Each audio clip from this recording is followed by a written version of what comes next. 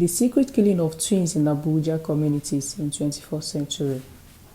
It's been over a century that Mary Slessor stopped the killing of twins in Nigeria, but some communities in Abuja still indulge in the exercise, a news agency of Nigeria investigation has revealed. These communities are Banjigila, Clan of Basa, Komo, Chikuku, Gaubi, Chibiri, Kulo, Kiyi, Gawi, and Sabo in Abuja.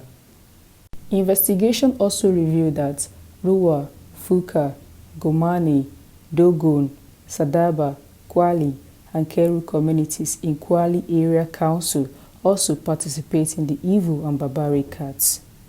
The culture, which was the proficiency of the Calabar people decades ago, was stopped by a Scottish missionary, late Mary Slessor.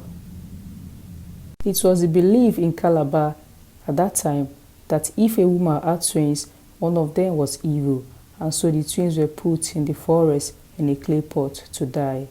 Apart from eliminating or killing twins, these communities also reject multiple births such as triplets and quadruplets, including babies born with Down syndrome and any form of deformity.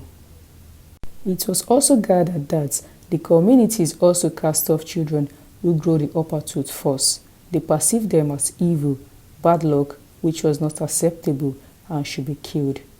Some of these communities engage in this act in the open, while others do it secretly. However, none requested to speak with some of the indigenes of the community. They declined for fear of being found out, but when Musa Zaka of Kiyi stepped forward to answer some of the questions, he confirmed that the culture was still in existence and they still practice it, but without the knowledge of the community leaders. A missionary leader and founder of Vine Heritage Home, an orphanage in Kuje, Abuja, Olushola Stephen, also confirmed the evil acts to none. He frowned at the barbaric acts. Mr. Olushola said the community that still indulge in the practice believed that triplets and multiple births were evil and must be put away. Nan also spoke to some religion leaders in the community who defined the practice as primitive. Barnabas Joshua, based in Kuje, described the practice as primitive and don't understand why people still indulge in it. Musa Bawa, an Islamic cleric also in Kuje, said twins were gifts from Almighty Allah and should be cherished in good faith. We call on the MPF in person of the Public Relations Officer and the IG to please look into this barbaric anomaly to ensure that uncivilized law is ultimately abolished.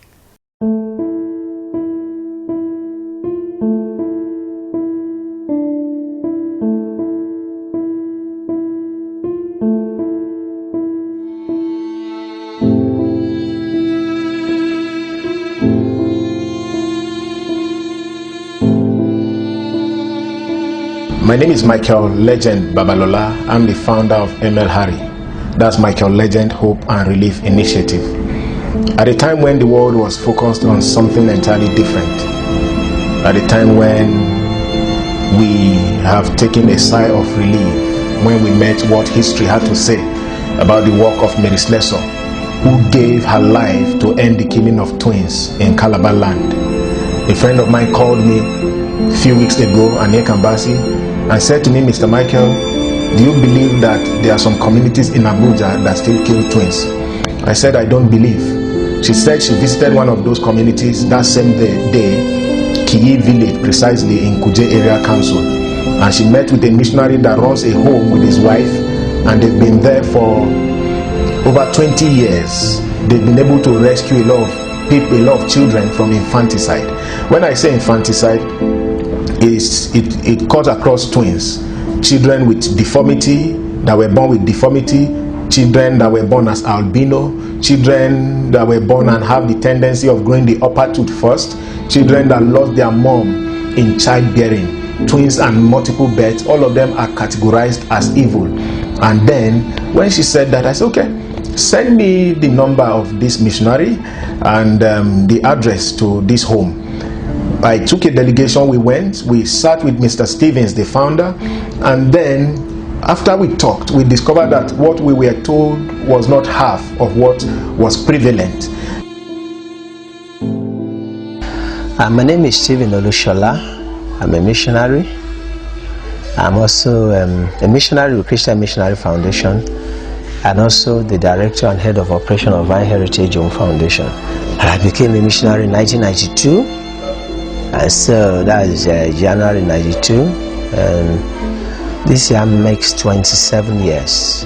Well, as a missionary, we have a mandate as an organization, as a person working with CMF. We deliberately choose to work in the rural area because we discovered that when you're talking about church planting and evangelism, most people across the world concentrate on cities and urban areas. But we discovered that the rural area are left unattended to, so we chose to work in the rural area. And so when we came to Abuja, we continue with the same thing, working in the rural area, away from the city center. And most of those places, they are still undeveloped. So it's why we are doing our work as missionary, church planting and preaching about Jesus Christ, that we started hearing about news of some categories of children being killed because of cultural beliefs and traditions. And initially, it looks like a taboo to us too. We felt, can this be true? But over the years, we've come to establish the fact that that story is not just restricted to one village. It's a wide practice among the Basakomos of Federal Capital Territory. Well, the journey has not been a bed of roses. It has been tough. From the initial stage, even establishing the story was not very easy because the Abuja indigenes, those practicing it, when we first got to know about it, they didn't come up to let us know that it was true until one of them, who was a former traditionalist also, decided to change and move away from traditional worship to Christianity. And then he started pointing our attention to what we refer to as the twin altars, which was started giving us insight into how this practice actually go on. And it was tough for them to accept, but by the time we discovered that it was true, and we had the opportunity of saving the first child in 1996, that was a breakthrough. And then from then we now push more into those villages where we work to find out if we can also discover other places. And we move from village to village. We discover that it's happening everywhere. And then the children themselves, the initial stage, we are not aware of all that they do, to kill the children. Like we were not unaware of the fact that they poisoned them until later when we discovered that we rescue twins but they don't survive, and we give them the best of care, we provide food. And it was later we discovered that actually before some children are even given to you, they have been poisoned. So you just be struggling with them, but now we know better. Well, at the beginning they were not bringing them. We had to go into the interior. Over time, we train some of their people who are willing to come to Christianity. We train them to become our agents, that whenever they hear the news of multiple bad delivery or a child that loses its mother or whatever endangers the life of those children, they should let us know. And in those days there were no mobile phone, and as a missionary, what we provided initially were bicycles to some of those people. They will write from those communities to come and inform me. We learn of a child here, and if I don't go, my wife can. And then we go and start pleading. We'll go into the interior and plead, please, your tradition says this child is evil, but we would like to take care of them. Some people will agree and give us the children, some will never agree.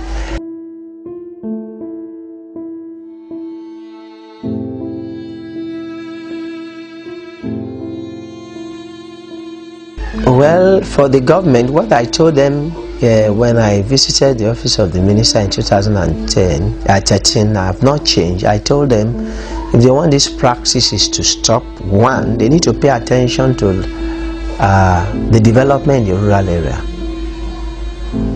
Let there be functional health centers. Let the primary school be working. Some of them, they have buildings, but the teachers are not going there. And if government can pay attention to maternal health, and since they know the practices and they know the location of where those people are living, they can keep the pressure on them. Like the time they visited for their investigation, a lot of the communities where we have rescued the children started visiting. Some of them never came back after we took the children to them, but after the pressure from government, they started coming, and then that also increased the number of children coming, because they now said the government told us that we should not kill them. Okay, for now we will not kill them, we'll just be giving them to you. And so if government can keep all the pressure and then sustain the enlightenment program. This practice has been there, only God knows how long, for over 500 years. And so it's not something you want to tackle in 1 year, or you just do one fire brigade approach, you do some in 1 year and say we tackle it. You have to sustain it. Do something, go back. Do something, go back. That's what we are doing. Even when they told us we have stopped the killing of children, we don't just agree. Like the one of albino, we thought a community promised me that they stopped the killing of albino, only for them to kill one again. So even when they say we have stopped, we still have to go back and show they are really stopping. So that's for government, because they have the power and they have the connection, they have the willpower. And then part of the problem we have in Nigeria is implementation. We have the Child Rights Act in Nigeria that should forbid anyone from killing any child, but who are the people to implement it? And then so they need to pay attention to implementing that law across the nooks and crannies of Nigeria. Then for organization, private organizations, I think we will need a lot of collaboration. For those who really want to work, there are a lot of work to do. You can approach the midwives, the TBAs in those communities. We can start by donating a borehole, even if it's borehole for the villagers, at least let them have potable water first. So there are, for the organization, there are a lot of collaboration, and even if they don't want to collaborate with me, they can come if they want to work on their own. I can show them, go to the community, this is how they are like. Whatever you can do to help them, do it for God, not for me, and for humanity. And for individuals have a lot to say. Like the woman I just told you about, it was the pastor that brought that woman that gave us the firstborn. The boy's house is somebody that told her about what we are doing, and she came here and said, what can I do? I need to do something. I said, okay, can you build me a hostel for the boys? And she did that in 27 days, furnished it from foundation to finish in 27 days. And that's an individual. And like I do say to them when they come, if you don't have, you have a senior brother, you have a younger sister who is rich, mobilize him and say, please, can you come? Even if he's coming to celebrate their birthday here, that could be a way of mobilizing support for us. Mr. Stevens and his wife, they've done and they are still doing a very wonderful job. They need our support, and that was why we took it upon ourselves to also give our lives to this cause. That is why also we established the twin campaign, so that we can make a lot of noise to the point of intervention. But in our own little way, we are willing to contribute to see to it that we end this evil. One of the approaches we took was when we got to Keda village, we didn't go there to ask them that we heard that you are killing twins. Is it true? We wanted to know what was going on with these people. We wanted to know what they were feeling. We wanted to understand their challenges. And one of those challenges, or some of those challenges, was the fact that they don't have access to good water. The place where they drink, bathe and wash from, the stream, most of us couldn't wash our hands in that same stream, but that's where they drink water from. We saw a borehole system there that has been dead for donkey years, so we decided immediately that we are going to revitalize that borehole system and then give attention to their medical institutions. You know, they don't, as a matter of fact, they don't have no medical institution on ground. So each time pregnant women are challenged, they go to the village priest, who profile all manner of solutions that leads to all manner of challenges at the end of the day. And due to an epileptic medical system, when these mothers die in childbearing, the child is considered evil. So we are calling upon the government, we are calling upon institutions, home and abroad, to join us in this fight. And one of the approaches is select cluster communities, 4, 5, 6 communities in one area, give them a medical institution that can handle prenatal obligations for some of these women. So if we have a scale of 1 to 10, and the number 10 is where we achieve absolute abolition of this evil, where the people actually say to us that, okay, we've seen that twins and other category of children are not evil, we are willing to have them have a good life around us. That is scale 10. But then what happens between scales 1 and 9? And one of the things that will happen is the possibility of creating a good relationship with these people, so that we can be intervening and rescuing these children before they will be sacrificed to, as they say, God of fertility, as the case may be. When some of these children are sacrificed, they believe that their sacrifice will lead to fertility in their planting season. That is just unbelievable. But then we are dedicated to this cause. We are calling on society, we are calling on the institutions, home and abroad, we are calling on individuals, we are calling on the government.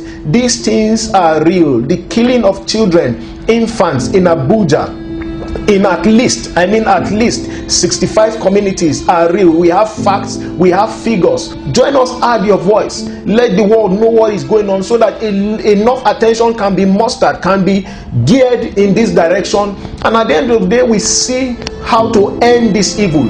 But first, remember, we can't go there with AK-47s and camera, light and action, tell them we heard you people are killing twins. We need to start by addressing their plights. We need to start by creating vibrant relationships with them. We need to start by seeing how to minister to their heart, so that before they have a change of mind completely, more children can be rescued, following the good work of Vine Heritage Home Foundation. ML Harry is committed to this cause. Our partners, Smile Planet Entrepreneurs Foundation, and many other well-meaning people are there. You can be a part of this noble cause. For more juicy and entertainment news, please log on to our website at www.broadwaytv.tv or follow us on Instagram at Broadway TV. Don't forget to subscribe to our YouTube channel at Broadway Africa.